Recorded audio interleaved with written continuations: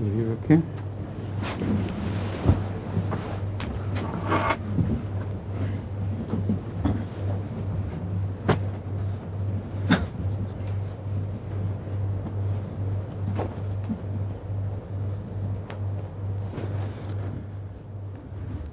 آج سورہ زلزال سے شروع کرنا ہے اور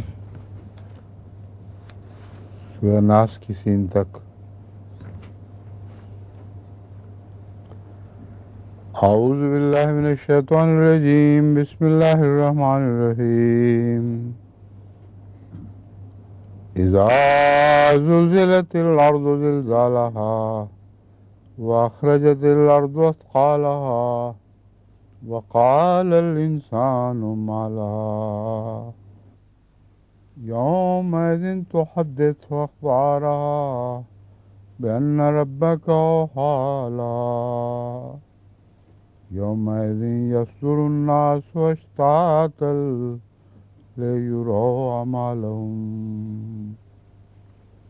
فمن يعمل مثقال ذرة خيرا يره ومن يعمل مثقال ذرة شرا يره. اللہ کے نام کے ساتھ جو بے انتہا رحم کرنے والا، بن مانگے دینے والا اور بار بار رحم کرنے والا ہے. اذا زلزلت الارض زلزالها، جب زمین اپنے بھونچال سے جنبش دی جائے گی. زلزلے سے، اپنے زلزلے سے جنبش دی جائے گی بھی کہا جا سکتا ہے، اپنے بھونچال سے بھی. حضرت میر صاحب نے بھونچال لفظ اختیار فرمایا ہے اور اچھے اردو دان بھونچال کہتے ہیں زلزلے کو عام طور پر، کیونکہ بھونچال ترجمہ ہے زلزلے کا. زلزلہ ہی کا بدل ہے اردو میں. بہرحال اپنے زلزلے سے ہلائی جائے گی، اپنے زلزلے سے جنبش دی جائے گی نسبت، یہ مجھے زیادہ بہتر دکھائی دیا ہے کہ زمین اپنے بھونچال سے جنبش دی جائے گی. اس لیے کہ لفظ اپنا جو ہے وہ کچھ زلزلے کے ساتھ اوپرا لگتا ہے. کیوں نہ صاف یہ کہہ دیا جائے زمین زلزلے سے جنبش دی جائے گی. تو اپنے زلزلے کی نسبت اپنے بھونچال میں مجھے کم سے کم اس کی سماعت میں بہتری نظر آتی ہے. وَأَخْرَجَتِ الْأَرْضُ أَثْقَالَهَا، اور زمین اپنے بوجھ نکال پھینکے گی. وَقَالَ الْإِنسَانُ مَا لَهَا، اور انسان کہے گا کہ اسے کیا ہو گیا ہے. اب جو نکال پھینکنے کا مضمون ہے اس سے لگتا یہ ہے کہ زلزلے سے چیزیں از خود باہر آ جاتی ہیں. جب زلزلے آتے ہیں تو تبھی چیزیں باہر پھینکی جاتی ہیں، مگر کیا یہ اس زلزلے کے نتیجے میں ہے، یہ زلزلہ مانوی طور پر استعمال ہوا ہے؟ یہ سوال اٹھتا ہے. اگلی آیات اس بات کو ظاہر کر رہی ہیں کہ زلزلہ یہاں عظیم الشان تبدیلیوں کی طرف اشارہ کر رہا ہے، نہ کہ زلزلے آنے کے نتیجے میں زمین اپنی چیزیں باہر پھینکے گی. اس مضمون کو سمجھ کر آگے دیکھیں. وقال الانسان ما لها، تعجب کرے گا کہ اسے کیا ہو گیا ہے. انسان تعجب کرے گا کہ اسے کیا ہو گیا ہے، کہے گا کیا ہو گیا ہے.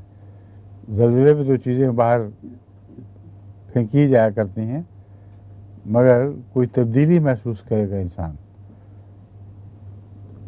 یومئذ تحدث اخبارها، یہ جو باہر نکال پھینکنا ہے یہ اندر کی دبی ہوئی خبریں ظاہر کرنے کی خاطر ہوگا.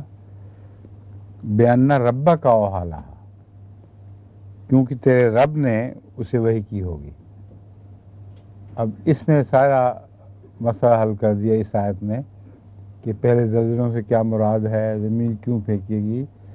اس لیے کہ وہ وقت ایسا ہوگا جب خدا کی وہی کتابیں، اس کی تقدیر کے تابع ایسا ہو رہا ہوگا، اور اس کے نتیجے میں عظیم الشان تبدیلیاں رونما ہوں گی،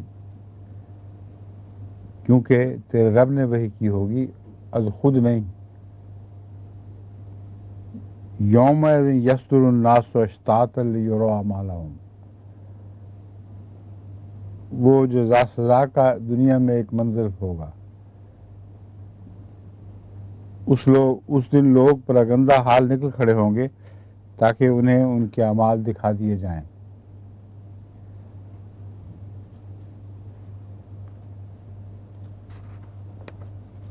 فمن یعمل مثقال ذرۃ خیرا یرہ، بس جو کوئی ذرہ بھر بھی نیکی کرے گا وہ اسے دیکھ لے گا۔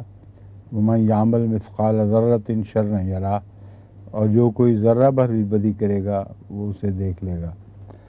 اب ان آیات پر تفسیری پہلو اگر بیان کیے جائے تو بہت لمبا وقت لگے گا، پہلے کئی موقعوں پر ہو چکی ہے، لیکن یہ مضمون سارا اس زمانے کی عظیم الشان تبدیلیوں سے تعلق رکھتا ہے، اور غیر معمولی طور پر زمین کے خزانے باہر آئیں گے، اور ان کا باہر آنا وحی الہی کے تابع ہوگا، از خود تبدیلیاں نہیں ہو رہی ہوں گی، اللہ تعالیٰ کا منشا ہے جو اپنے وقت پر ظاہر ہوگا، اور اللہ کے حکم سے ایسا ہو رہا ہوگا۔ ورنہ زلزلوں کو تو انسان حادثات سمجھتا ہے، اتفاق ہونے والے واقعات، لیکن جو تبدیلیاں یہاں مذکور ہیں وہ ساری اللہ کی تقدیر میں پہلے سے پلینڈ ہیں۔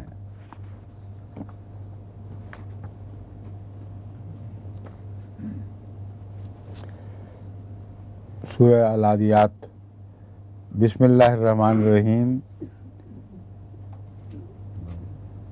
اچھا، ساری تلاوت کسی کی بھی نہیں ہوئی، میں سمجھ گیا ہوں، پھر پوری کر لیتے ہیں ایک دفعہ۔ سورہ العادیات، اعوذ باللہ من الشیطان الرجیم، بسم اللہ الرحمن الرحیم۔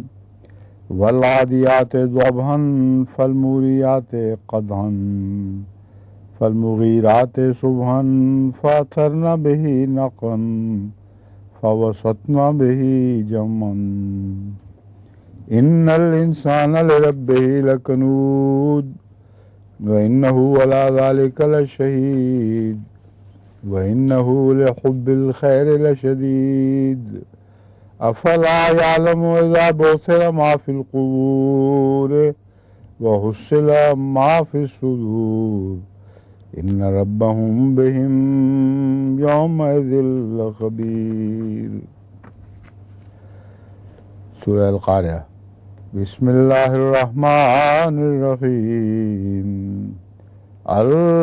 القاریۃ ما القاریہ وما ادراک ما القاریہ یوم یکون الناس کالفراش المبثوث وتکون الجبال کالعہن المنفوش فاما من ثقلت موازینہ فهو فی عیشۃ راضیہ واما من خفت موازینہ فامہ ہاویہ وما ادراک ما ہی نار حامیہ۔ بسم اللہ الرحمن الرحیم۔ الہاکم التکاثر حتی زرتم المقابر کلا سوف تعلمون ثم کلا سوف تعلمون کلا لو تعلمون علم الیقین لترون الجحیم ثم لترونها عین الیقین ثم لتسألن یومئذ عن النعیم۔ سورہ العصر، بسم اللہ الرحمن الرحیم۔ والعصر إن الإنسان لفي خسر إلا الذين آمنوا وعملوا الصالحات وتواصوا بالحق وتواصوا بالصبر. سورة الهمزة. بسم الله الرحمن الرحيم. ويل لكل همزة لمزة الذي جمع مالا وعدده يحسب أن ماله أخلده كلا لينبذن في الحطمة وما أدراك ما الحطمة نار الله الموقدة التي تطلع على الأفئدة إنها عليهم موصدة في عمد ممددة. سورة الفيل. بسم الله الرحمن الرحيم. ألم تر كيف فعل ربك بأصحاب الفيل ألم يجعل كيدهم في تضليل وأرسل عليهم طيرا أبابيل ترميهم بحجارة من سجيل فجعلهم كعصف مأكول. بسم الله الرحمن الرحيم. لإيلاف قريش إيلافهم رحلة الشتاء والصيف فليعبدوا رب هذا البيت الذي أطعمهم من جوع وآمنهم من خوف. سورة المعون. بسم الله الرحمن الرحيم. أرأيت الذي يكذب بالدين فذلك الذي يدعو اليتيم ولا يحض على طعام المسكين ويل للمصلين الذين هم عن صلاتهم ساهون الذين هم يراءون ويمنعون الماعون. سورة الكوثر. بسم الله الرحمن الرحيم. إنا أعطيناك الكوثر فصل لربك وانحر إن شانئك هو الأبتر. بسم الله. سورة الكافرون. بسم الله الرحمن الرحيم. قل يا أيها الكافرون لا أعبد ما تعبدون ولا أنتم عابدون ما أعبد ولا أنا عابد ما عبدتم ولا أنتم عابدون ما أعبد لكم دينكم ولي دين. سورة النصر. بسم الله الرحمن الرحيم.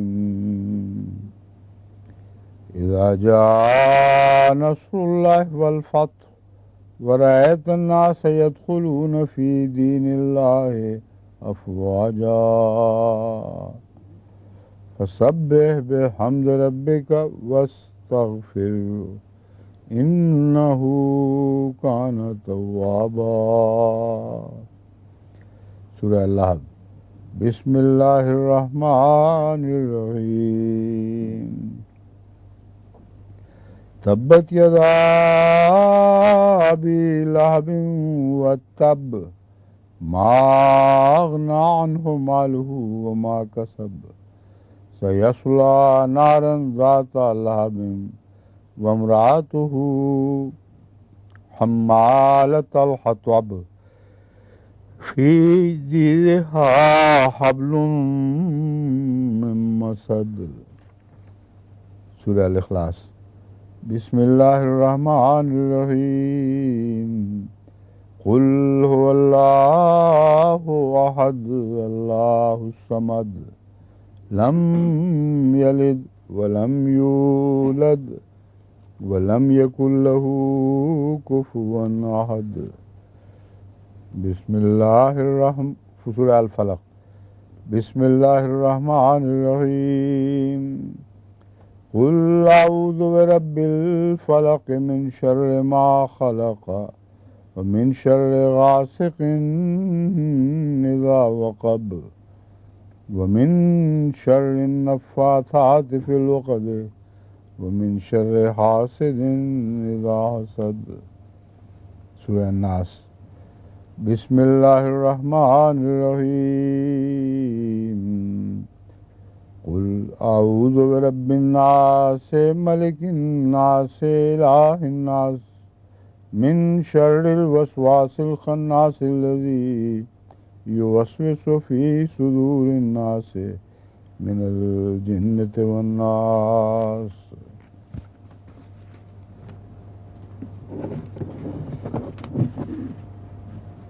بسم اللہ الرحمن الرحیم.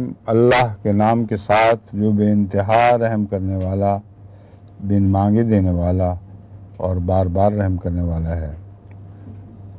والعادیات ضبحا، سینے سے آواز نکالتے ہوئے تیز رفتار گھوڑوں کی قسم.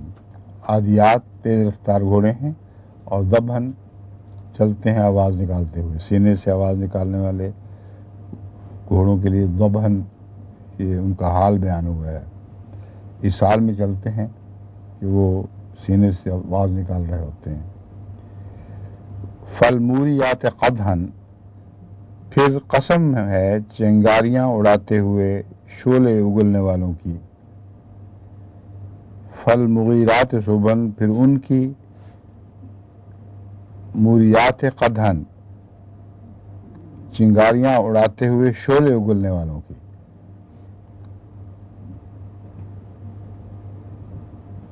قدحاً لفظ جو ہے اس میں شعلے اگلنے کا مضمون بھی داخل ہے، موریات میں بھی چنگاریوں کا مضمون ہے. کیوں جی؟ دونوں ہم معنی یا ملتے جلتے لفظ ہیں.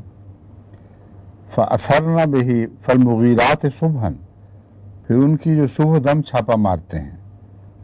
فَأَثَرْنَ بِهِ نَقًا، پھر ان کی جو اس کے ساتھ غبار اڑاتے ہیں، یعنی چھاپے کے ساتھ غبار اڑا رہے ہوتے ہیں. فَوَسَطْنَ بِهِ جمع، پھر وہ اس کے ساتھ یعنی اس غبار کے ساتھ ایک جمعیت کے بیچوں بیچ جا پہنچتے ہیں.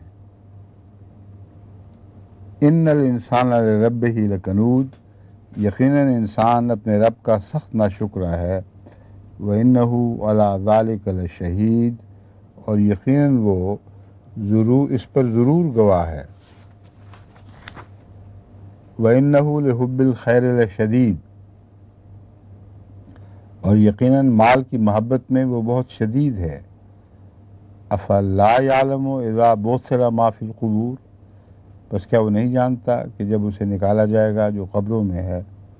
وَحُصِّلَ مَا فِي الصُّدُورِ، اور وہ حاصل کیا جائے گا جو سینوں میں ہے. إِنَّ رَبَّهُمْ بِهِمْ يَوْمَئِذٍ لَخَبِيرٌ، یقیناً ان کا رب اس دن ان سے پوری طرح باخبر ہوگا. ان آیات کے باہمی تعلق کے متعلق کوئی سوال تو نہیں اٹھتا ذہن میں؟ صاحب اکثر آپ کے ذہن میں اٹھا کرتے ہیں سوال. فالعادیات ضبحاً، سینے سے آواز نکالتے ہوئے تیز رفتار گھوڑوں کی قسم. وسطن بہ جمع، یہ ایک تو تاریخ اسلام پر یہ آیات گواہ ہیں کہ رسول اللہ صلی اللہ علیہ وآلہ وسلم رات کو سوتوں پر حملہ نہیں کیا کرتے تھے، بلکہ صبح کے وقت وہ پھوٹنے پر جبکہ دشمن بھی بیدار ہو رہا ہو اس وقت تیز رفتار گھوڑوں سے ان پر حملہ کیا جاتا تھا. اور وہ اپنی گردی میں چھپ جایا کرتے تھے، ان کو رات کو چھپانے کی ضرورت نہیں پڑتی تھی. اور بیچوں بیچ اس کی جمعیت کی جا پہنچتے تھے. تو یہ نقشہ ایک تاریخی منظر ہے جس کو یہ زندہ کر رہا ہے، ہمارے سامنے، ہماری آنکھوں کے سامنے ابھار رہا ہے۔ ان الانسان لربہ لکنود، یقیناً انسان اپنے رب کا سخت ناشکرا ہے۔ اب اس کا جوڑ جو ہے یہ میں پوچھنا چاہتا تھا کہ اس کا کیا جوڑ ہے؟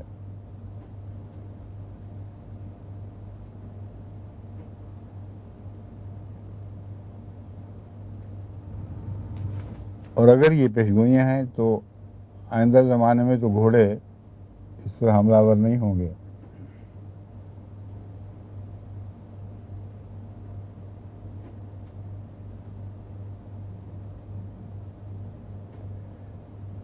اس بحث کو تو چھوڑیں، وہ زیادہ گہری تفصیلی بحث ہو جائے گی۔ اس جوڑ کو سمجھیں، پہلے بتائیں۔ وسطنا بہ جمن کے بعد ان الانسان لربہ لکنود وانہ علی ذلک لشہید، یہ کیوں فرمایا ہے؟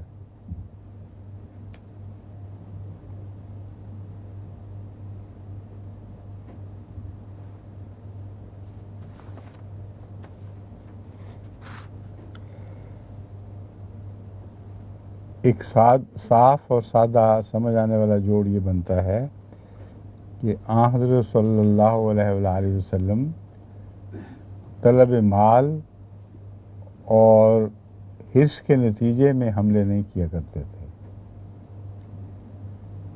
بلکہ جن پر حملہ ہوتا تھا وہ ناشکرے اور حریص ہوتے تھے، اپنے مال میں بخل کرنے والے لوگ تھے۔ تو یہ کفار کی صفات ہیں، پہلی رسول اللہ صلی اللہ علیہ وسلم کے غلاموں کی صفات ہیں۔ جن پر حملہ ہوتا تھا ان کا بیان شروع ہوا، ان الانسان لربہ لکنود۔ انہوں نے سب سے بڑی ناشکری تو رسول اللہ صلی اللہ علیہ وسلم کی ہے، اللہ کی سب سے بڑی نعمت ان پر نازل ہوئی اور اس کی ناشکری کر دی، اور ناشکری میں پھر ایسا بڑھے کہ جنگ پر مجبور کیا، کیونکہ رسول اللہ صلی اللہ علیہ وسلم کی ایک جنگ بھی جارحانہ نہیں تھی، تو ناشکری کی حد کر دی، اور اس بات پر وہ خود گواہ تھا، کسی اور گواہ کی ضرورت نہیں۔ بس پہلی جو گواہیاں ہیں وہ رسول اللہ صلی اللہ علیہ وسلم اور آپ کے صحابہ کا جو بھی فعل تھا وہ گواہ ہے خود اپنی ذات میں سچائی کا، اور یہ اپنی سچائی کا اور یہ اپنے جرم کے گواہ ہیں۔ وَإِنَّهُ عَلَىٰ ذَلِكَ لَشَهِيدٌ، دونوں گواہیاں دونوں ہی پکی ہیں، مگر ایک اپنے جرم کے گواہ ہیں مگر اس گواہی کو دبائے ہوئے ہیں، اور ایک وہ گواہی ہے جو عام پھیلائی جا رہی ہے۔ وَإِنَّهُ لِحُبِّ الْخَيْرِ لَشَدِيدٌ، مال کی محبت ان کو بہت شدید ہے۔ یہ تو بہت قطعی بات ہے، کفار کو مال سے بے حد محبت ہوتی ہے، مگر اس کا برعکس بھی درست ہوتا چلا جا رہا ہے۔ دراصل رسول اللہ صلی اللہ علیہ وسلم مال سے کوئی محبت نہیں تھی، ان کے حملے کی کوئی وجہ مال کی محبت نہیں تھی، جن پر ہو رہا ہے وہ مال کی محبت میں بے انتہا اشکوں کی طرح مشغوف ہوئے تھے، مبتلا ہو چکے تھے۔ افلا یعلم اذا بعثر ما فی القبور، بس کیا وہ نہیں جانتا کہ جب اسے نکالا جائے گا جو قبروں میں دبا پڑا ہے؟ یعنی ان کو بھی اٹھایا جائے گا اور ان کے دلوں میں جو مدفون چیزیں ہیں وہ ساری باہر نکال دی جائیں گی۔ چنانچہ اس کا ذکر مدفون چیزوں کا دلوں کا اگلی آیت میں ہے، وَحُصِّلَ مَا فِي الصُّدُورِ، ان کو قبروں سے نہیں نکالا جائے گا بلکہ ان کے دلوں میں جو مخفی گند پڑے ہوئے ہیں وہ بھی نکال باہر کیے جائیں گے۔ وَحُصِّلَ مَا فِي الصُّدُورِ، حاصل کیا جائے گا جو سینوں میں ہے۔ إِنَّ رَبَّهُمْ بِهِمْ يَوْمَئِذٍ لَخَبِيرٌ، یقیناً ان کا رب اس دن ان سے پوری طرح باخبر ہوگا۔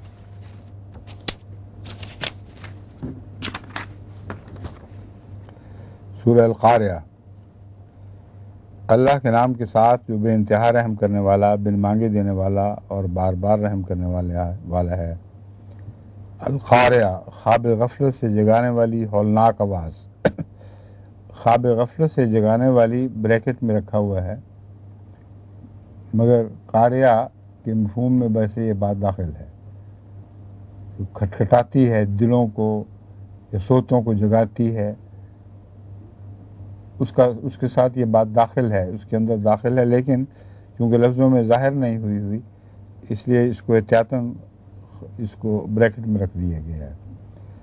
خواب غفلت سے جگانے والی ہولناک آواز۔ مل قاریہ، وہ ہولناک آواز کیا ہے؟ وما ادراک مل قاریہ، اور تجھے کیا سمجھائے کہ وہ ہولناک آواز کیا ہے؟ یہ وہی مضمون ہے جو پہلے کے بار گزر چکا ہے کہ انسان پوری طرح سمجھ نہیں سکتا کہ اس کے ساتھ کیا ہوتا ہے اور کیا ہونے والا ہے۔ یوم یکون الناس کالفراش المبثوث ہے، جس دن لوگ پراگندہ ٹڈیوں کی طرح ہو جائیں گے۔ وتکون الجبال کالعہن المنفوش، اور پہاڑ دھنکی ہوئی اون کی طرح ہو جائیں گے۔ اب یہاں بتائیں، القاریہ کا مضمون اگر خوفناک ہولناک آواز جو خواب غفلت سے جگانے والی ہے اس سے تعلق رکھتا ہے، تو یوم یکون الناس کالفراش المبثوث کا کیا ذکر ہے پھر؟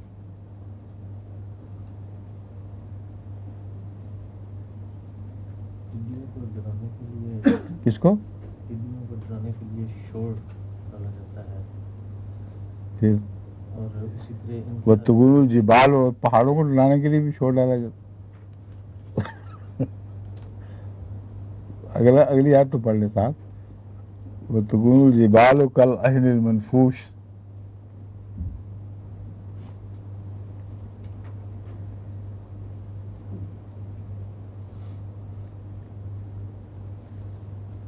القاریہ کے دو معنی ہیں، ایک ہے خواب غفلت میں سوئی ہوئی انسانیت کو اس کے جرائم سے آگاہ کرنے کے لیے جو بار بار ان کو تنبیہات کی جاتی ہیں اور کی جاتی رہی ہیں، اور ایک وہ آخری وقت کی تنبیہ نہیں ہوگی بلکہ جو آ جائے گی، وہ بلا جس سے ڈرایا جاتا تھا، وہ بھی قاریہ ہوگی، ایک بہت خوفناک آواز۔ اور یہاں ایٹامک وارفیئر کا ذکر ہے، اس لیے یہ مضمون آپس میں گہرا تعلق رکھتا ہے۔ پہلا قاریہ سے، جیسے قرآن کریم سے دوسری جگہوں سے پتہ چلتا ہے، ہر انسان پر کوئی نہ کوئی وقت ایسا آتا ہے کہ اسے کوئی نہ کوئی وارننگ ملتی رہتی ہے، اور قوموں پر بھی ایسے وقت آتے ہیں اور آتے رہیں گے کہ ان کو تنبیہات کے ذریعے جگانے کی کوشش کی جائے گی۔ لیکن ایک قاریہ وہ ہے جس کا کچھ پتہ نہیں لگ سکتا انسان کو، خصوصاً رسول اللہ صلی اللہ علیہ وسلم کے زمانے کے انسان کو اس قاریہ کا کوئی تصور بھی نہیں تھا جس قاریہ کی طرف یہ صورت اشارہ کر رہی ہے، یعنی اس آخری قاریہ کی طرف۔ یہ وہ وقت ہوگا جب تکون الجبال کالعہن المنفوش، بڑی بڑی طاقتور حکومتیں اور طاقت کے پہاڑ دھنی ہوئی روئی کی طرح ہو جائیں گے۔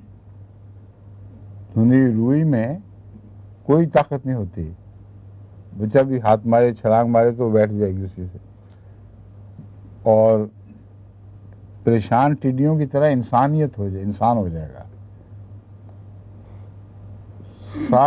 ساری دنیا کے انسان بکھیر دیے جائیں گے اس خوفناک ہولناک آواز کے ذریعے، جس کو آواز کہا جا رہا ہے مراد ہے ایٹامک بام ہے وہ۔ اور اس سے پہلے جو تھا نا لوگوں کا بکھرنا، وہ اسی مضمون سے تعلق رکھتا ہے۔ چنانچہ جیتے گا کون؟ فَأَمَّا مَنْ ثَقُلَتْ مَوَازِينُهُ فَهُوَ فِي عِيشَةٍ راضیہ۔ دنیا کے لحاظ سے جن کے وزن بھاری ہوں گے، جن کے پاس زیادہ ہیوی میٹلز ہوں گی، جو زیادہ ہولناک تباہی کے ذرائع ایجاد کر سکے ان کو جمع کر سکیں گے،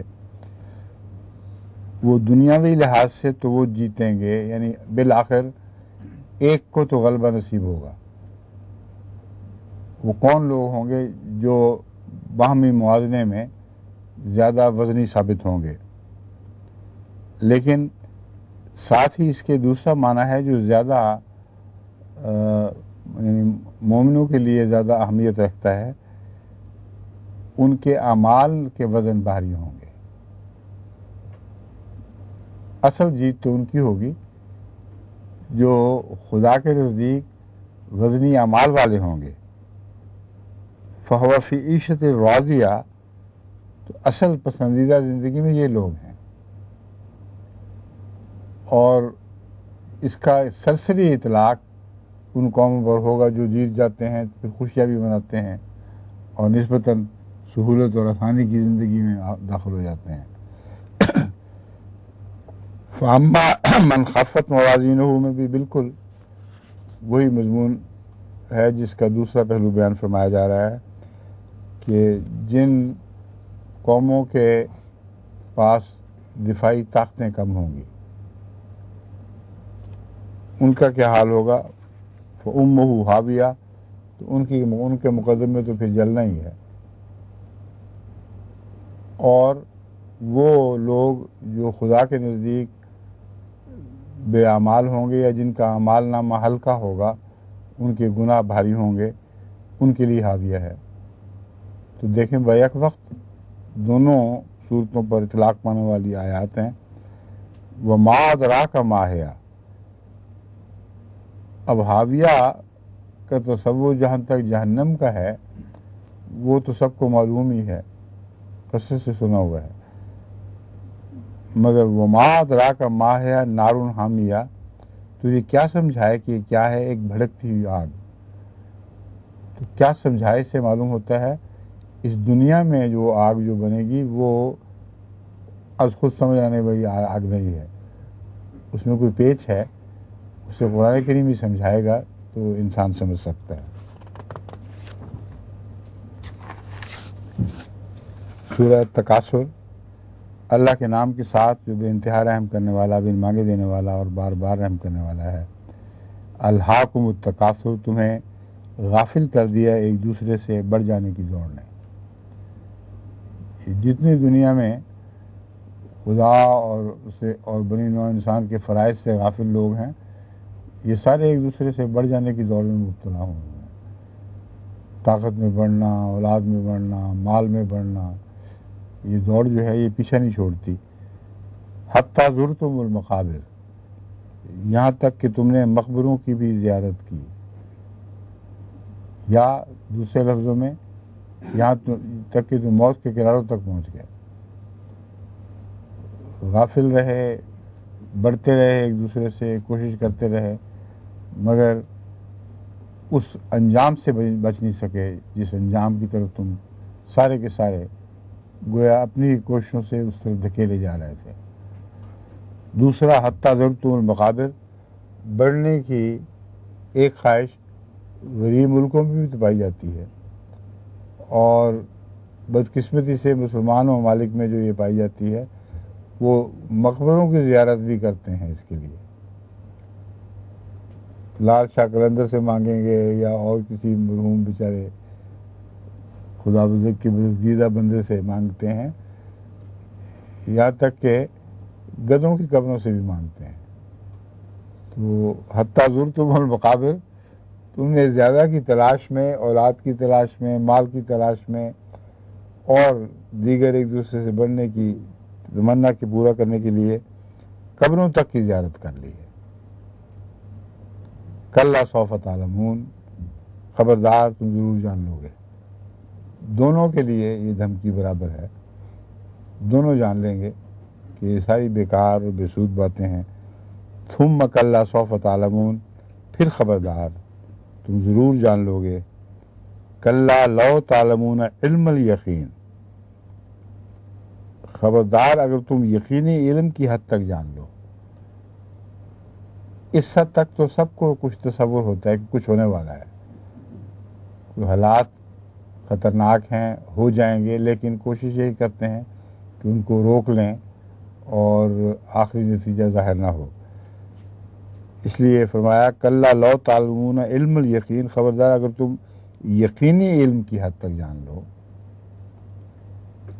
لترون الجحیم، تو ضرور جہنم کو دیکھ لو گے۔ تمہیں یقینی علم نہیں ہے بلکہ غالب ظن ہے، بس اس سے زیادہ نہیں، ورنہ یہ ان حرکتوں سے بعد آ جاتے۔ ثم لترونها عین الیقین، تو ضرور جہنم کو دیکھ لو گے، پھر تم ضرور اسے آنکھوں دیکھے یقین کی طرح دیکھ لو گے۔ عین الیقین کہتے ہیں آنکھوں دیکھا یقین۔ ثم لتسألن یومئذ عن النعیم، پھر تم ناز و نام کے متعلق ضرور پوچھے جاؤ گے۔ وہ نعیم کا لفظ جو پہلے گزر چکا ہے کہ کیسی عیش و تنعم کی زندگی ہے، اس کے متعلق پھر تم سے پوچھا جائے گا۔ یا تنعم کی زندگی نے تمہیں غافل کیا ہوا تھا، پھر تمہیں پوچھا جائے گا کہ اس زندگی کا کیا فائدہ ہوا جس کا نتیجہ بد نکلا ہے۔ سورہ العصر۔ اب یہ سارے زمانے کی تصویر کھینچی جا رہی ہے، بڑی قومیں بھی اور چھوٹی قومیں بھی، امیر بھی، غریب بھی، مذہبی بھی، غیر مذہبی بھی، سب ایک ہی تھیلی کے چٹے بٹے ہوں گے، کیونکہ فرمایا ہے والعصر، اللہ کے نام کے ساتھ جو بے انتہا رحم کرنے والا، بن مانگے دینے والا اور بار بار رحم فرمانے والا کرنے والا ہے۔ والعصر، زمانے کی قسم، سارا زمانہ گواہ ہوگا۔ ایک قوم یا دوسری قوم کا کوئی فرق نہیں ہوگا، تمام زمانہ جو تمام زمین پہ محیط ہوگا وہ اس بات کا گواہ ہوگا ان الانسان لفی خسر، کہ انسان بحیثیت انسان بڑے گھاٹے میں ہے، سب انسانی گھاٹے میں ہے، مراد یہ ہے۔ الا الذین آمنوا وعملوا الصالحات، سوائے ان لوگوں کے جو ایمان لائے اور نیک اعمال بجا لائے، وتواصوا بالحق وتواصوا بالصبر، اور حق پر قائم رہتے ہوئے حق کی نصیحت کی، اور صبر پر قائم رہتے ہوئے صبر کی نصیحت کی۔ ایک تو اللہ سے پتہ چلتا ہے کہ وہ بہت تھوڑے ہوں گے نسبتاً، دوسرے مضمون بتا رہا ہے کہ اگر وہ بہت تھوڑے نہ ہوتے تو کچھ تبدیلیاں کر سکتے تھے، لیکن تبدیلیاں کرنے کی جو خواہش ہے وہ رک نہیں سکی۔ یہ دو باتیں ہیں جو اس آیت کے اگلے حصے سے ظاہر ہوتی ہیں۔ حق پر قائم رہتے ہوئے حق کی نصیحت، یہ تو بڑی واضح بات ہے۔ حق کی نصیحت کرنے کا حق ہی نہیں ہوتا جب تک خود کوئی حق پر قائم نہ ہو۔ وہ ایسے لوگ ہوں گے جو تھوڑے ہوں گے بے شک، کہ وہ صرف حق کی زبانی نصیحتیں نہیں کریں گے جو سب کرتے ہیں، لیکن ان کے اعمال ان کی نصیحت کو چھٹلا دیتے ہیں۔ ان کے اعمال گواہ ہوں گے کہ ان کے اعمال ہر صورت میں حق پر قائم ہیں، اور پھر وہ حق کی نصیحت کریں گے، مگر وہ نصیحت کن لوگوں کو کریں گے؟ جو سننے کے اہلیت نہیں رکھتے یا عملاً سننے سے انکار کر رہے ہیں، منہ موڑ لیتے ہیں، جانتے ہوئے بھی نہیں جانتے۔ اس لیے وتواصوا بالصبر، وہ صبر پر قائم رہتے ہوئے نصیحت کریں گے۔ وتواصوا بالصبر، اور صبر پر قائم رہتے ہوئے صبر کی نصیحت کریں گے۔ یعنی بنی نوع انسان کو ایسی صورتحال میں حق کی طرف کھینچ لانا بہت بڑے صبر کا متقاضی ہے۔ جس سے صبر نہ ہو وہ اتنے زیادہ فساد کی دنیا میں پھیلنے کے نتیجے میں مایوس ہو جایا کرتا ہے۔ وہ کوشش ہی چھوڑ دیتا ہے کہ ان لوگوں نے جنہوں نے سننا ہی نہیں، ان سے کیوں میں اپنا سر کھپاؤں، کیا وقت ضائع کروں۔ تو پہلے ہی ان کی صفت یہ ہے کہ وہ صبر کرتے ہیں، اور صبر کے نتیجے میں جو لوگ ان کی بات مان جائیں گے کیونکہ انہوں نے آخر بڑھنا ہے، ان کو بھی آگے صبر کی نصیحت کریں گے کہ تمہیں ہم نے ایک ایسے راستے کی طرف بلایا ہے جس کی فتح صبر کے ساتھ مقدر ہے۔ اگر صبر کا دامن تم نے چھوڑ دیا تو پھر اس راہ کے تم مسافر نہیں ہو، اس لیے ہماری طرح صبر ہی اختیار کرو اور صبر کے ذریعے امید رکھو کہ بالآخر تمہاری فتح ہوگی۔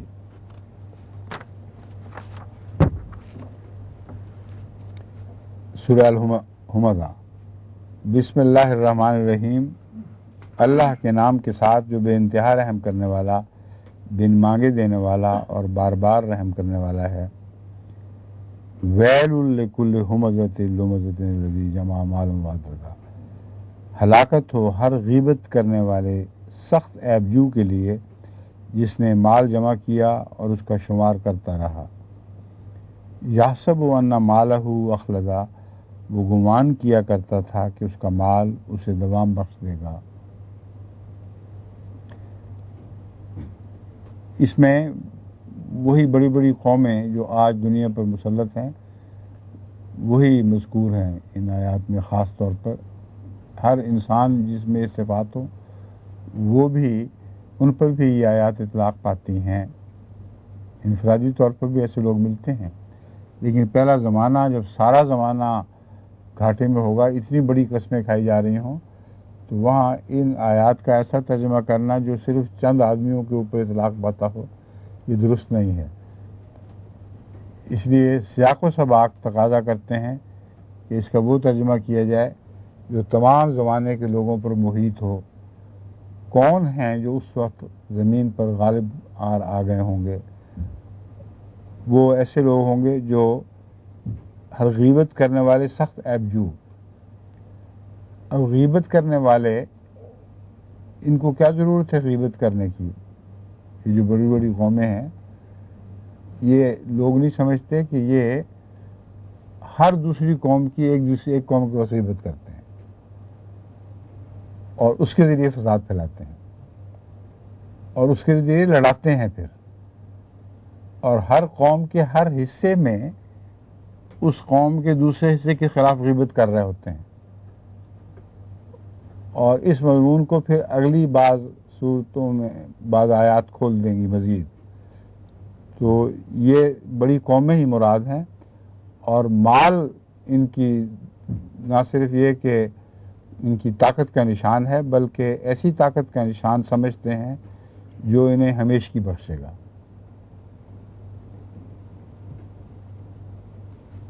مال جمع کرتے ہیں، ان کو پھر کاؤنٹ کرتے رہتے ہیں کہ کتنی ہمارے پاس دولت اکٹھی ہو گئی ہے۔ یحسب ان مالہ اخلدا، وہ گمان کیا کرتا تھا کہ اس کا مال اسے دوام بخشے گا۔ دوام کیا بخشے گا؟ کلا لا ینبذن فی الحطمۃ، وہ نارن حامیہ وہ کیا چیز ہے؟ اب اس کی تشریح شروع ہو گئی آگے سے۔ خبردار، وہ ضرور حطمہ میں گرایا جائے گا۔ اب حطمہ کیا چیز ہے؟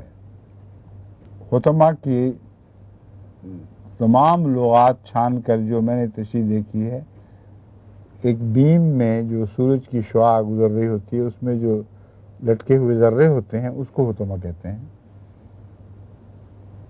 یا ایک چیز کو کوٹ کوٹ کے اتنا چھوٹا کر دیا جائے کہ اس سے چھوٹی ہو نہ سکے، اس کو حطمہ کہتے ہیں۔ تو ینبذن فی الحطمہ، وہ حطمہ میں گرایا جائے گا۔ اب بتائیں حطمہ میں کیسے گرایا جا سکتا ہے؟ سوائے اس کے کہ حطمہ کو ایٹم پڑھیں، کیونکہ وہاں ایٹم لفظ تو عربی میں موجود نہیں تھا مگر حطمہ تھا، اور ہے گر جایا کرتی ہے، تو سیدھا سادہ ترجمہ یہ بنتا ہے وہ ایٹم میں گرایا جائے گا، اور ایٹم میں واقعی جھونکا جاتا ہے۔ اگلی آیات اسی کی تائید کر رہی ہیں۔ وما ادراک ما الحطمہ، یہ حطمہ تو سب عربوں کو پتا تھا کیا ہوتا ہے۔ جو سورج کی شعاع میں ذرے لٹکے ہوئے نظر آتے ہیں اس کو سارے عرب جانتے تھے، تبھی تو عربی گرامر نے اس کا ذکر کیا ہوا ہے۔ پھر خدا کو کہتا ہے کہ تجھے کا پتہ کیا حطمہ ہے؟ وہ ایٹم والا ہوتما جو ہے اس کی واقعی کسی انسان کو خبر نہیں تھی. نار اللہ الموقدۃ التی تطلع علی الافئدہ، ان ذروں میں آگ بھری ہوئی ہے.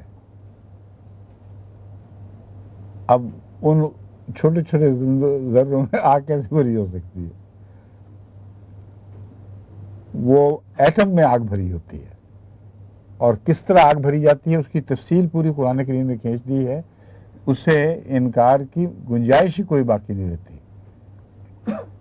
اللہ کی آگ ہے، وہ اللہ کی آگ ہے بھڑکائی ہوئی.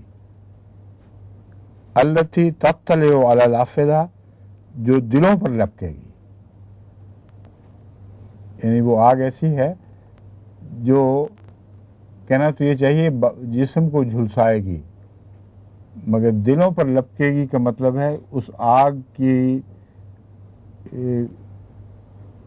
لپک سے دل پہلے مریں گے اور جسم بعد میں جھلسائے جائیں گے. اور بین ہی یہی چیز ایٹامک ایکسپلوژن کے نتیجے میں ہوتی ہے. اس کی تفصیل میں نے اپنی اس کتاب میں سائنس کے حوالے، سائنسدانوں کے حوالے سے بیان کی ہے کہ جب بھی ایٹامک ایکسپلوژن ہوتا ہے وہ ریڈیشن کی قسمیں جو پہلے زیادہ تیز رفتار ہیں، ایکس ریز وغیرہ، وہ گرمی کی لہروں سے پہلے پہنچتی ہیں. وہ لہریں جو گرمی کا احساس یعنی جلن پیدا کرتی ہیں، ان سے پہلے وہ لہریں پہنچتی ہیں جو دھماکہ پیدا کرتی ہیں اور دلوں کو ایک دم معروف ختم کر دیتی ہیں. ان کی دھمک سے دل مارے جاتے ہیں. یہ ایسی صورت ہے جیسے ایک انسان کو اچانک ڈرانے کے لیے آواز نکالی جاتی ہے. بعض دفعہ کمزور دل کا آدمی اس آواز سے مر جاتا ہے.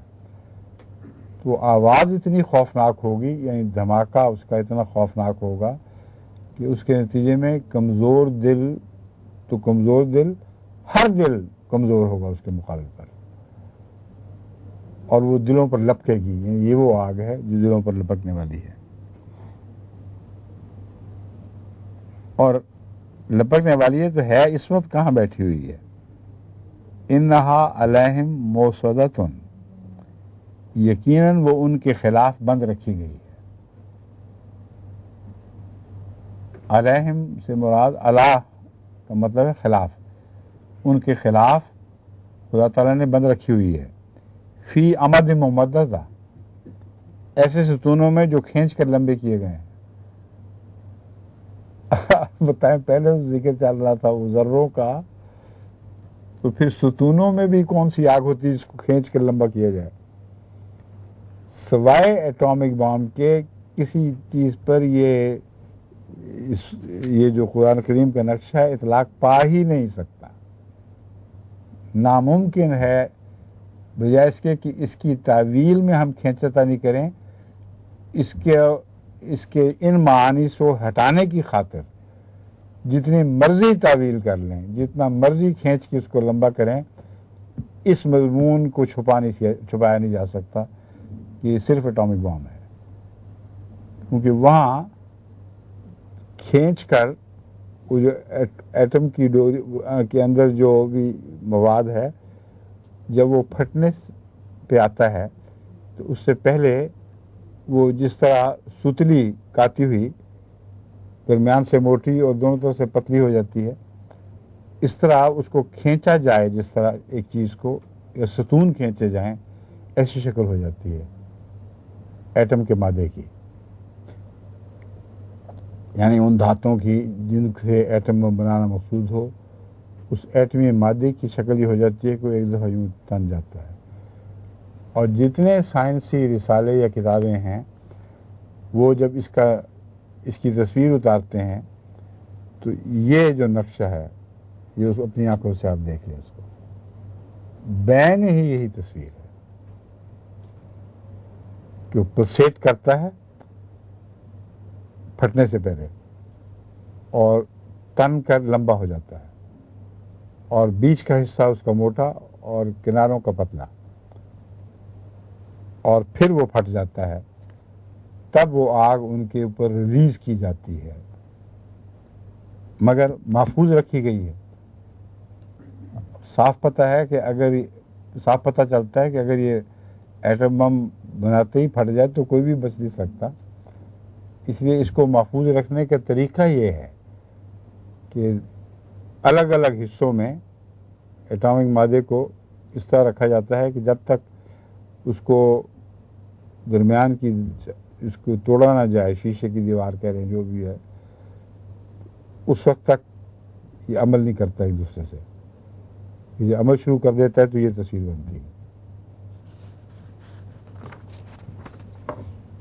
سورہ الفیل، بسم اللہ الرحمن الرحیم۔ الم تر کیف فعل ربک باصحاب الفیل، اللہ کے نام کے ساتھ جو بے انتہا رحم کرنے والا، بن مانگے دینے والا اور بار بار رحم کرنے والا ہے، کیا تو نہیں جانتا کہ تیرے رب نے ہاتھی والوں سے کیا سلوک کیا؟ الم یجعل کیدہم فی تضلیل، کیا اس نے ان کی تدبیر کو رائگاں نہیں کر دیا؟ وارسل علیہم طیرا ابابیل، اور ان پر غول در غول پرندے نہیں بھیجے؟ ترمیہم بحجارۃ من سجیل، وہ ان پر کنکر ملی خشک مٹی کے ڈھیلوں سے پتھراؤ کر رہے تھے۔ ترمیہم پتھراؤ کر رہے تھے، حجارت من سجیل خشک مٹی کنکر ملی ہوئی کو سجیل کہتے ہیں، تو اس کے پتھروں سے، اس کے ٹکڑوں سے، ڈھیلوں سے ان پر پتھراؤ کر رہے تھے۔ فجعلہم کعصف معقول، بس اس نے انہیں کھائے ہوئے بھوسے کی طرح کر دیا۔ اب اس کی تشریحات مختلف مفسرین کو مشکل میں ڈالتی ہیں، مگر میرے نزدیک تو اس میں بالکل واضح مضمون ہے اور پہلے مضمون سے تعلق رکھتا ہے۔ پہلے بھی ایک دفعہ خانہ کعبہ پر، جس کو خدا نے دنیا کے لیے امن کی جگہ بنایا تھا، اس پر حملہ کرنے کے لیے اس وقت کے متکبر لوگ نکلے تھے، اور اس زمانے میں جبکہ کوئی ایٹامک بام وغیرہ ایجاد بھی نہیں ہوئے تھے، اللہ تعالیٰ نے یہ سلسلہ، یہ طریق اختیار فرمایا کہ ابابیل ایسے کنکر لے کر چلیں، جو عموماً ابابیل جو سمندر کے کنارے مختلف کھوؤں میں پلتی ہیں، وہاں یہ کنکر پائے جاتے ہیں، جو جم جم کے آہستہ آہستہ سنگریزے اکٹھے ہو کر ڈھیلے سے بن جاتے ہیں۔ وہ جتنے بھی اٹھا سکتی تھیں منہ میں، وہ اٹھا کر اڑتے اڑتے ایک موقع پر انہوں نے برسا دیے، اور جہاں برسائے ہیں وہیں وہ قوم تھی، وہاں ان کے ہاتھی تھے۔ اب ترمیہم بحجارۃ من سجیل کا جو مفسرین نقشہ کھینچتے ہیں، وہ یہ کہتے ہیں کہ دراصل اس میں چیچک کا مواد تھا، ان پتھروں میں چیچک کے جراثیم تھے، اور وہ ساری قوم اس بیماری کا شکار ہو گئی تھی، اور مورخین بھی لکھتے ہیں کہ یہ چیچک پھیلی تھی ان لوگوں میں، اور جب وہ چیچک سے مرے ہیں تو پھر گدھیں ان پر اتری ہوں گی اور ان کو پتھروں پر مارتی ہوں گی۔ تو ترمیہم بحجارۃ من سجیل کا ایک معنی تو وہ ہے، مگر بعض مفسرین نے یہ دوسرا معنی بھی نکالا ہے کہ گدھیں اتر کے پھر ان کے مردوں کو پتھروں پر پٹکتی تھیں، اور پتھر وہی ریت کے بنے ہوئے سنگریزوں کے، مگر مجھے اس میں یہ تردد ہے ماننے میں، یعنی اس ترجمے کو اختیار کرنے میں، کہ وہ ریتلا علاقہ جو ہے وہاں تو اس قسم کے پتھر نہیں تھے، پتھر تو وہ لے کے آئی تھیں ابابیل، اور وہ سنگریزے جو ابابیل نے اٹھائے وہ اتنے چھوٹے ہوں گے کہ ان پر دے پٹکنا ممکن ہی نہیں ہے، سمجھیں؟ اس لیے یہ تفسیری نکات ہے جن میں بہت سے مفسرین الجھے ہوئے ہیں۔ اتنا سا پیغام ضرور ہمیں مل جاتا ہے، جو ترمیہم بحجارۃ کو ان کے مردے پٹکنے پر جسماں نہ کیا جائے. تو ابابیل بہرحال وہ کنکر پھینک رہی تھی اور مارے گئے. اتنی بات کرتی ہے. جب اتنی بات کرتی ہے تو اگلی تشریح کی ضرورت ہی کیا ہے؟ ان کے مردوں کو پتھروں پر نہیں پٹکتی تھیں، ان پر بارش برسا رہی تھیں، ان پتھروں کی جو انفیکٹڈ تھے، اس میں بیماری کے جراثیم چمٹے ہوئے تھے. اور بس اس نے انہیں کھائے ہوئے بھوسے کی طرح کر دیا. اب جب بیماری سے مر کر اس کی لاش پڑی رہ جاتی ہے تو پھر وہ کھائے ہوئے بھوسے کی طرح ہو جاتا ہے. اس کا ذرہ ذرہ بکھر جاتا ہے، اس کے عناصر بکھر جاتے ہیں. بس کھائے ہوئے بھوسے سے یہ مراد ہے. بسم اللہ الرحمن الرحیم. اللہ کے نام کے ساتھ جو بے انتہا رحم کرنے والا، بن مانگے دینے والا اور بار بار رحم کرنے والا. یہ سورہ قریش ہے. قریش لے ایلاف قریشین، قریش میں باہم ربط پیدا کرنے کے لیے، ایلافہم رحلۃ الشتاء والصیف، ان میں ربط بڑھانے کے لیے. ایلافہم رحلۃ الشتاء، یہاں ایلاف کی تکرار بڑھانے سے تعلق رکھتی ہے. ہاں ان میں ربط بڑھانے کے لیے، ہاں کو بریکٹ میں رکھا ہوا ہے. ہم نے سردیوں اور گرمیوں کے سفر بنائے ہیں. فَلْيَعْبُدُوا رَبَّ هَذَا الْبَيْتِ الَّذِي أَطْعَمَهُم مِّن جُوعٍ وَآمَنَهُم مِّن خَوْفٍ.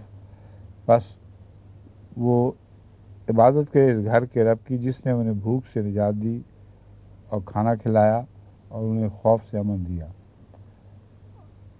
اب جس گھر کو تباہ کرنے کے لیے وہ اٹھے تھے اصحاب فیل، وہی گھر ان کے لیے ہمیشہ امن کی ضمانت بنا رہے گا اور ان کے کھانے پینے کے سامان بھی اسی گھر سے ہوگا. اب بھی تیل کی دریافت تو ابھی حال ہی میں ہوئی ہے. اس سے پہلے اب تک جتنی بھی گزر اوقات تھی، بدوؤں کی کہہ لیں یا شہری لوگوں کی، وہ حج کے نظام کی وجہ سے تھی. دنیا بھر سے کھانے پہنچتے تھے اور ان کو اور مقام امن بھی ہے. بسم اللہ الرحمن الرحیم. ارایت الذی یکذب بالدین، یہ سورہ الماعون ہے. کیا تو نے اس شخص پر غور کیا جو دین کو جھٹلاتا ہے؟ فذالک الذی یدعو الیتیم، پس وہی شخص ہے جو یتیم کو دھتکارتا ہے. ولا یحض علی طعام المسکین، اور مسکین کو کھانا کھلانے کی ترغیب نہیں دیتا. فویل للمصلین، پس ان نماز پڑھنے والوں پر ہلاکت ہو. الذین هم عن صلاتهم ساہون، جو اپنی نماز سے غافل رہتے ہیں. الذین هم یراؤون، وہ لوگ جو دکھاوا کرتے ہیں. اور یمنعون الماعون، اور روزمرہ کی ضروریات کی چیزیں بھی روکے رکھتے ہیں. یہ خانہ کعبہ کے حج پر جو لوگ اکٹھے ہوتے ہیں اس کا ضمن ذکر پہلے گزر چکا ہے. اور کچھ عبادت کرنے والے ایسے ہیں جو اس اجتماعیت کے مضمون کے مخالف عبادت کرتے ہیں. حج ہو یا قیام صلات ہو، سچی عبادت وہ ہے جو بندوں کو اکٹھا کرتی ہے. اور حج پر ان کا اکٹھا ہونا تمام دنیا سے تعلق رکھتا ہے. لیکن ایسے عبادت کرنے والے بھی ہیں جو اکیلے اکیلے بکھرے ہوئے، یعنی شیرازہ بکھر جائے گا ان لوگوں کا جو دیندار کہلاتے ہیں، اور نتیجہ یہ نکلے گا کہ ان کے اندر جمعیت نہیں رہے گی.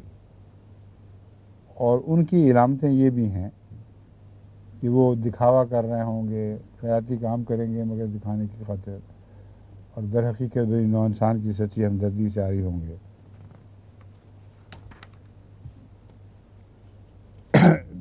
اب سب سے چھوٹی اور سب سے لمبی سورت، سورہ الکوثر. اللہ کے نام کے ساتھ جو بے انتہا رحم کرنے والا، بن مانگے دینے والا اور بار بار رحم کرنے والا ہے. یقیناً ہم نے تجھے کوثر عطا کی ہے. اب معاون کے مقابل پر جو معاون سے روکتے ہیں، کوثر کا ذکر ہے. تجھے وہ عطا کیا ہے جو جتنا خرچ کرتا چلا جائے وہ کبھی ختم نہیں ہوگا. تو جس کو یہ یقین ہو کہ میں جتنا چاہوں خرچ کروں ختم نہیں ہوگا، اس کو بخول کی ضرورت کیا ہے؟ فصلی لربک ونحر، پس اپنے رب کے لیے نماز پڑھ اور قربانی دے۔ وہ جو دکھاوا کرنے والے تھے اس کے برعکس مضمون کہ نماز پڑھ اپنے رب کے لیے، اسی کو پیش نظر رکھ کر نماز پڑھ اور قربانی دے۔ ان شانیہ کا ہوا الابتر، یقیناً تیرا دشمن ہی ہے جو ابتر رہے گا۔ سورہ الکافرون۔ بسم اللہ الرحمن الرحیم، اللہ کے نام کے ساتھ جو بن مانگے دینے والا، بے انتہا رحم کرنے والا ہے۔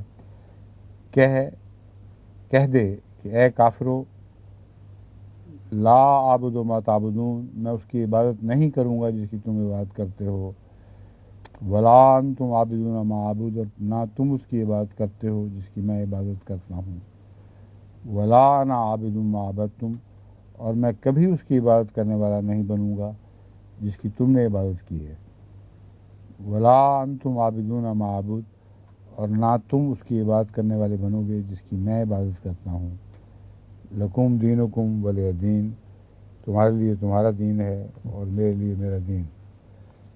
یہاں یہ مراد نہیں کہ اس آیت کی، اس صورت کے نزول کے بعد پھر کافروں میں سے کوئی مسلمان نہیں ہوا، یہ قیامت تک رہنے والے کفار کی بات ہو رہی ہے۔ یہ گروہ ہیں،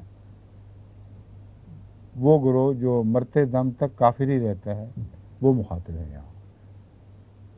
ان کو جتنی مرضی نصیحت کی جائے، انہوں نے مرنا ہی کفر کی حالت میں ہے۔ بسم اللہ الرحمن الرحیم، اذا جاء نصر اللہ والفتح، اللہ کے نام کے ساتھ جو بے انتہا رحم کرنے والا ہے، بالمانگے دینے والا اور بار بار رحم کرنے والا ہے۔ جب اللہ کی مدد اور فتح آئے گی، وَرَأَيْتَ النَّاسَ يَدْخُلُونَ فِي دِينِ اللَّهِ أَفْوَاجًا، اور تو لوگوں کو دیکھے گا کہ وہ اللہ کے دین میں فوج در فوج داخل ہو رہا ہے۔ اللہ کے بندے دوسری قوموں کو فتح کرنے کے لیے جلغار نہیں کریں گے، قومیں داخل ہوں گی۔ فَسَبِّحْ بِحَمْدِ رَبِّكَ وَاسْتَغْفِرْهُ إِنَّهُ كَانَ تَوَّابًا، بس اپنے رب کی حمد کے ساتھ اس کی تسبیح کر اور اس سے مغفرت مانگ، یقیناً وہ بہت توبہ قبول کرنے والا ہے۔ سورہ اللہب۔ اللہ کے نام کے ساتھ جو بن مانگے دینے والا، بے انتہا رحم کرنے والا ہے۔ تبت یدا ابی لہب وتب، ابو لہب کے دونوں ہاتھ ہلاک ہوئے اور وہ بھی ہلاک ہو گیا۔ آگ بھڑکانے والی قوموں کا ذکر پہلے گزر چکا ہے، جو ان کی مددگار قومیں ہیں وہ بھی تباہ ہوں گی اس کے ساتھ، اور خود بھی تباہ ہو جائیں گے۔ ما اغنی عنہ مالہ وما کسب، پہلے ذکر گزر چکا ہے، ان کا مال ان کو باقی نہیں رکھے گا، کسی کام نہیں آئے گا، اور جو کچھ انہوں نے خرچ کیا ہے دنیا کو جیتنے کے لیے، اپنی خاطر کیا تھا، اللہ کی خاطر نہیں، اس لیے وہ بھی ان کو باقی نہیں رکھ سکے گا۔ سیصلیٰ نارا ذات لہب، وہ ضرور ایک بھڑکتی ہوئی آگ میں داخل ہوگا۔ وامرأتہ حمالۃ الحطب، اور اس کی عورت بھی اس حال میں کہ بہت ایندھن اٹھائے ہوئے ہوگی۔ عورت سے مراد وہ قومیں ہیں جو ان بڑی قوموں کی پوجا کرتی ہیں، ان کے پیچھے لگتی ہیں اور اس آگ کو بھڑکانے میں ان کی مددگار ہوتی ہیں۔ جب بھی جنگ ہوگی، اس قسم کی قومیں آپ کو دکھائی دیں گی جو ان کے ساتھ پیچھے پیچھے چلنے والی، دم چھلہ بندی ہوئی چلتی ہیں۔ فی جیدہا حبل من مسد، اس کی گردن میں کھجور کی چھال کا مضبوطی سے بٹا ہوا رسہ ہوگا۔ اب کھجور کی کھال کا مضبوطی سے بٹا ہوا رسہ، یہاں اس موقع پر اگلی، اس زمانے میں تو وہ ابو لہب کی بیوی سے ترجمہ کے متعلق کہا جاتا تھا نا، اس کا عرب میں دستور تھا، چونکہ کھجور سے بٹا ہوا رسے میں پھانسی دی جاتی تھی، تو یہ اس کا مقدر میں ہونا سمجھ آ جاتی ہے۔ اس زمانے میں کھجور کی بٹی ہوئی رسی کا کیا ذکر ملتا ہے؟ معلوم ہوتا ہے اس نئے دور میں سعودی عرب کو اس میں ایک بہت نمایاں حیثیت ہو گئی، اور اکثر مسلمان قومیں جو ان بڑی قوموں کی غلام بنائی گئی ہیں، یہ سعودی عرب کی سرداری کے نیچے بنائی جائیں گی، اور بین یہی صورتحال ہے۔ سارے عالم، مسلمان عالم پر نظر ڈال کے دیکھیں کہ سعودی عرب کی شرارت ہے جن کی وجہ سے یہ سارے مسلمان امریکہ کو پوج رہے ہیں، ان کی معرفت سب کچھ ہو رہا ہے۔ بسم اللہ الرحمن الرحیم، سورہ الاخلاص۔ قل هو اللہ احد، کہ اللہ ایک ہے، اللہ بے احتیاج ہے، الصمد، لم یلد ولم یولد، نہ اس کو کسی نے جنا اور نہ وہ جنا گیا، ولم یکن لہ کفوا احد، اور اس کا کبھی کوئی ہمسر نہیں ہوا۔ سورہ الفلق۔ اللہ کے نام کے ساتھ جو بے انتہا رحم کرنے والا، بن مانگے دینے والا اور بار بار رحم کرنے والا ہے۔ قل اعوذ برب الفلق، تو کہہ دے کہ میں پھاڑ کر پیدا کرنے والے رب کی پناہ مانگتا ہوں۔ ہر چیز جو ابتدا میں تخلیق ہو گئی، اس میں سے جب بھی کوئی چیز تخلیق ہوتی ہے وہ پھاڑ کر تخلیق کی جاتی ہے۔ تو کہہ دے کہ میں پھاڑ کر پیدا کرنے والے رب کی پناہ مانگتا ہوں، من شر ما خلق، اس کے شر سے جو اس نے پیدا کیا، اور من شر غاسق اذا وقب، اور اندھیرا کرنے والے کے شر سے جب وہ چھا چکا ہو، اور من شر النفاثات فی العقد، اور گرہوں میں پھونکنے والیوں کے شر سے، اور من شر حاسد اذا حسد، اور حاسد کے شر سے جب وہ حسد کرے۔ یہ ساری تشریحات بار بار پہلے ہو چکی ہیں، دوبارہ کرنے کی ضرورت نہیں۔ حاسد کا شر بتا رہا ہے کہ وہ اسلام ترقی بہرحال کرتا چلا جائے گا، جو مرضی یہ کرے، جو حقیقی اسلام ہے اس نے ضرور ترقی کرنی ہے، ورنہ حسد کرنے کی کیا ضرورت ہے؟ حسد ہوتا ہی اس پر ہے جو ترقی کر رہا ہو۔ سورہ الناس۔ بسم اللہ الرحمن الرحیم، اللہ کے نام کے ساتھ جو بے انتہا رحم کرنے والا، بن مانگے دینے والا اور بار بار رحم کرنے والا ہے۔ قل اعوذ برب الناس، تو کہہ دے کہ میں لوگوں کے رب کی پناہ مانگتا ہوں، ملک الناس، لوگوں کے بادشاہ کی، الہ الناس، لوگوں کے معبود کی، یا انسانوں کے بادشاہ کی تو کہہ سکتے ہیں، کیوں جی؟ لوگ تو عام لفظ ہے، انسانوں چاہیے تھا، یہ ٹھیک کر لیں اس کو۔ تو کہہ دے کہ میں انسانوں کے رب کی پناہ مانگتا ہوں، انسانوں کے بادشاہ کی، یعنی حقیقی بادشاہ خدا ہے، انسانوں کے معبود کی، کوئی جھوٹا معبود تسلیس کا بنایا ہوا انسانوں کا حقیقی معبود نہیں ہے۔ من شر الوسواس الخناس، وسوسے پیدا کرنے والے کے شر سے جو وسوسہ ڈال کر پیچھے ہٹ جاتا ہے، خناس جو بات پھونک کر پیچھے نکل جاتا ہے چپ کر کے۔ الذی یوسوس فی صدور الناس، جو انسانوں کے دلوں میں وسوسے ڈالتا ہے، من الجنت والناس، خواہ وہ جنوں میں سے ہو یعنی بڑے لوگوں میں سے، یا عوام الناس میں سے ہو۔ ظاہری ترجمہ یہ ہے خواہ وہ جنوں میں سے ہو یا ناس میں سے ہو، تو بات ہی ناس کی ہو رہی ہے، اس لیے عوام الناس مراد ہے، اس سے زیادہ اس کے علاوہ کوئی اور مطلب ہو نہیں سکتا۔ اس کے بعد اب دعا ختم القرآن ہے۔ اللہم ارحمنی بالقرآن واجعلہ لی امام و نورم و ہدم و رحمہ، اے اللہ رحم کر مجھ پر اس قرآن کے ذریعے، اور بنائی سے میرے لیے رہنما اور نور اور ہدایت اور رحمت۔ اے اللہ یاد کرا مجھے اس سے جو میں بھول گیا ہوں، اس میں سے جو میں بھول گیا ہوں، اور سکھا مجھے اس سے ما جہل تو جسے میں سمجھ نہیں سکا۔ ورزقنی تلاوتہ، اور اس کی تلاوت مجھے رات کے اوقات اور دن کے اوقات میں کھلا پلا۔ وجعلہ لی، اور بنائی سے میرے لیے حجت، اے رب العالمین، اے تمام جہانوں کے رب۔ یہاں جو اب میں وہ بات کرنا چاہتا ہوں جو مسئلہ کئی بڑی دیر سے میں نے چھڑا ہوا تھا، وَنُيَسِّرُكَ لِلْيُسْرَىٰ فَذَكِّرْ إِن نَفَعَتِ الذِّكْرَىٰ، نہیں اس سے پہلے سَنُقْرِئُكَ فَلَا تَنسَىٰ إِلَّا مَا شَاءَ اللَّهُ۔ کیا مطلب ہے اس کا؟ اس کا ایک مطلب وہ ہے جو مجھے اس آیت کی دعا سے سمجھ آئی، اور میرے نزدیک یقینی طور پر یہ درست ہے، اور یہ آیت کے اس قرآن کے تلاوت مکمل کرنے کے بعد یہ دعا رسول اللہ صلی اللہ علیہ وسلم نے جو سکھائی ہے، اس میں یہ مرکزی نقطہ ہے۔ وہ کیا ہے؟ ذکرنی منہ ما نسیت، یعنی بشریت کے تقاضے کے تابع रसूलुल्लाह सल्लल्लाहु अलैहि वसल्लम भी भूल जाते थे, मगर ज़किरनी का मज़मून जारी रहता था। इसलिए हज़रत सल्लल्लाहु अलैहि वसल्लम का भूला हुआ ज़रूर याद करा दिया जाता था, और बाकी आयात इसी की ताबे चल रही हैं, इसलिए कोई तजाद नहीं है। एक माना यह है जो मुझे सबसे ज़्यादा पसंद है, मेरे नज़दीक अव्वलियत रखता है, लेकिन उलमा ने और भी माने पेश किए हैं, एक दो जो रब्बा से मुझे हर किस्म के मानी का तुमार मिल गया है, जो उन्होंने मेहनत करके तमाम किताबों लुगात से निकाल के भेजे हैं।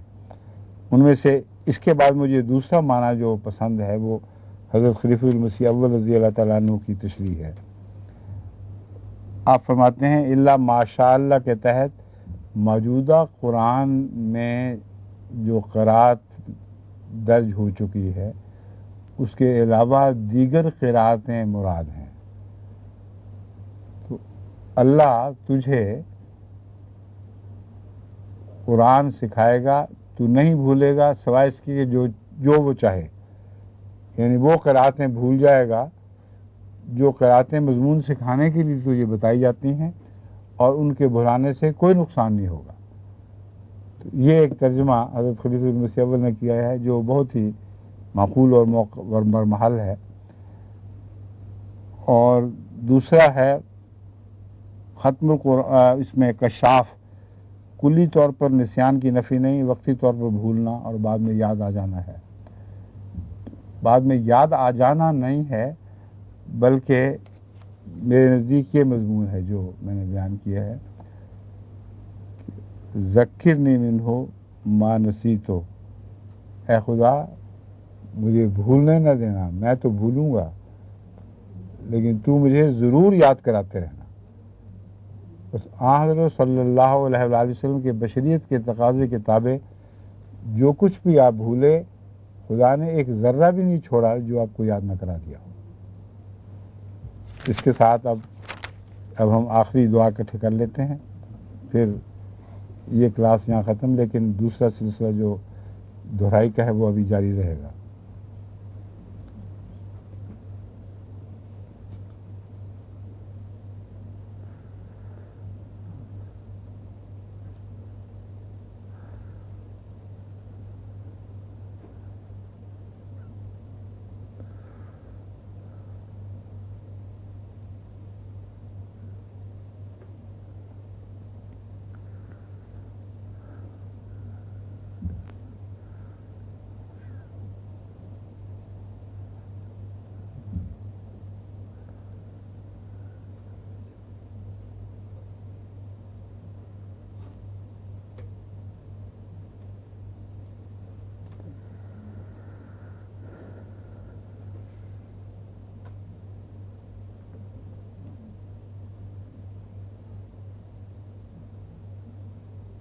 आमीन।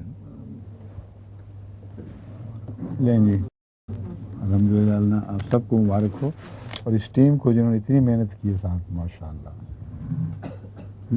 रात मेहनत की है उन्होंने। सब ने जिन मुख्तलिफ उलमा से हम पूछते हैं रब्बा से भी, लेकिन यहाँ जिनके सरदार मोमिन साहब हैं, और वो दो आप बाजू जो कभी नहीं काटे जाएंगे, वो एक क्या नाम है, मजीद आमिर साहब, और दूसरे मसीह खमर साहब। तो दो बाजू बास काटे भी जाते हैं ना जिनका जिक्र है, मैंने इसलिए दो बाजू कहा और फ़ौरन इसकी नफ़ी कर दी कि वो दो बाजू जो नेकी के बाजू हों, उनकी हिफाजत फरमाता है अल्लाह ताला। अल्लाह ताला जज़ा दे इनको।